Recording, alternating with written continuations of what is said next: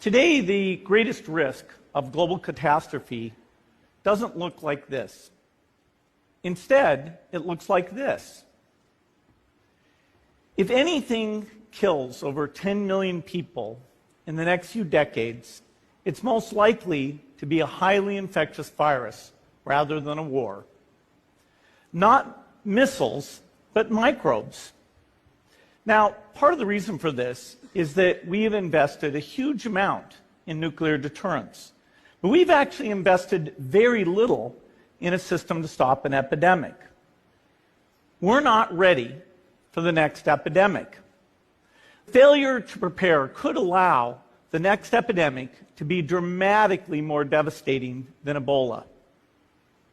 Let's look at the progression of Ebola over this year. About 10,000 people died, and nearly all were in the 3 West African countries. There's 3 reasons why it didn't spread more. The first is there was a lot of heroic work by the health workers. They found the people and they prevented more infections. The second is the nature of the virus. Ebola does not spread through the air. And by the time you're contagious, most people are so sick that they're bedridden. Third, it didn't get into many urban areas, and that was just luck. If it had gotten into a lot more urban areas, the case numbers would have been much larger.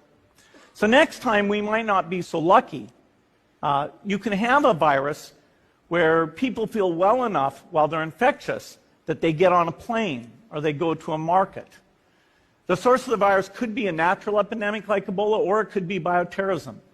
And so there are things that would literally make things 1,000 times worse.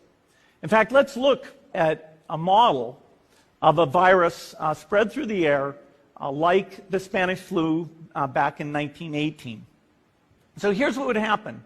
It would spread throughout the world very, very quickly. And you can see there's over 30 million people die from that epidemic. So this is a serious problem. We should be concerned. The World Bank estimates that if we have a worldwide flu epidemic, global wealth will go down by over $3 trillion. And we'd have millions and millions of deaths.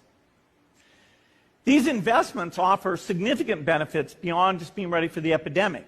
The primary health care, the R&D, those things would reduce global health equity and make, but we need to get going because time is not on our side.